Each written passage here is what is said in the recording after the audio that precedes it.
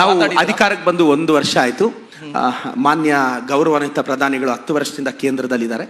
ಅವರು ಲಕ್ಷಾಂತರ ಉದ್ಯೋಗ ಸೃಷ್ಟಿ ಮಾಡ್ತೀವಿ ಅಂತ ಹೇಳಿದ್ರು. ದಯವಿಟ್ಟು ಅದೆಷ್ಟು ಉದ್ಯೋಗ ಸೃಷ್ಟಿ ಮಾಡಿದ್ರೆ ತಾವು ಆನ್ಸರ್ ಮಾಡಿದ್ಮೇಲೆ ಕರ್ನಾಟಕದಲ್ಲಿ ನಿಮ್ ಸರ್ಕಾರ ಇದೆ, ಅಲ್ಲಿ ರಾಹುಲ್ ಗಾಂಧಿ ಹೇಳ್ತಾರೆ 10 ವರ್ಷ ಆಯ್ತು ಅಂತ ಒಂದು ಆನ್ಸರ್ ಬಯಸ್ಬಿಟ್ಟು ಮತ್ತೆ ನಾನು ಮಾತಾಡ್ತೀನಿ. ಅಲ್ಲಿ ಉದ್ಯೋಗ ಕ್ರಾಂತಿ ಯಾವಾಗ ಅಂತ ನಾವು ಹಿಂದೆ ಎಲ್ಲ ಹಸಿರು ಕ್ರಾಂತಿ ಕೇಂದ್ರ ಸರ್ಕಾರದಿಂದ ಎಷ್ಟಾಯ್ತು ಅಂತ ಇದು ಫ್ಯಾಕ್ಟ್ಸ್ ಅಷ್ಟೇ. ಅವ್ರು ಹೇಳಿದ ನಂತರ ಅಂದ್ರೆ ನಿಮ್ ಕಾಂಗ್ರೆಸ್ ಸರ್ಕಾರನೂ ಒಪ್ಕೊಂತು, ಅಲ್ಲಿ ಬಿಜೆಪಿ ಮಾತ್ರ ಹೇಳೋದಲ್ಲ ಉದ್ಯೋಗ ಅದು ನಮಗೂ ಕೂಡ ಮಾಡೋಕ್ಕಾಗಲ್ಲ ಅಂತ ನಿಮ್ ಸರ್ಕಾರನೂ ಒಪ್ಕೊಂತು.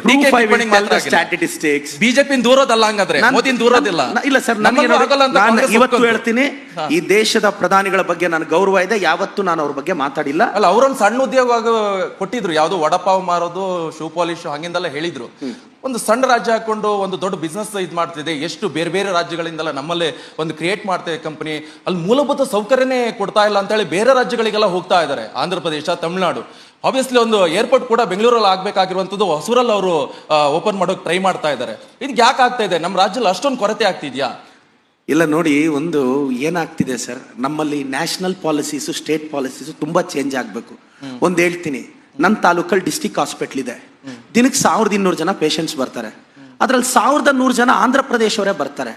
ನನ್ನ ತಾಲೂಕ್ ಹೆಡ್ ಕ್ವಾರ್ಟರ್ ಇರೋ ಹಾಸ್ಪಿಟ್ಲ್ಗೆ ಒಂದೊಂದ್ಸಲ ನನ್ನ ತಾಲೂಕು ವ್ಯಕ್ತಿಗೆ ನಾನು ಬೆಡ್ ಕೊಡ್ಸಕ್ಕಾಗಲ್ಲ. ಈ ಅಸಹಾಯಕತೆನ ಯಾರ ಹತ್ರ ಹೇಳೋದು? ಇಟ್ಸ್ ಎ ಪಾಲಿಸಿ ಮ್ಯಾಟರ್ ಅಂತಾರೆ. ಇವತ್ತು ಚಿಕ್ಕಬಳ್ಳಾಪುರ ಡಿಸ್ಟಿಕ್ ಹಾಸ್ಪಿಟ್ಲ್ಗೆ 1000 ಜನ ಆಂಧ್ರ ಪ್ರದೇಶವ್ರು ಬರ್ತಾರೆ, ನಾವು ತಳ್ಳಕ್ಕಾಗಲ್ಲ. ನನ್ನ ತಾಲೂಕು ಡಿಸ್ಟಿಕ್ ಜನಕ್ಕೆ ಸೂಪರ್ 3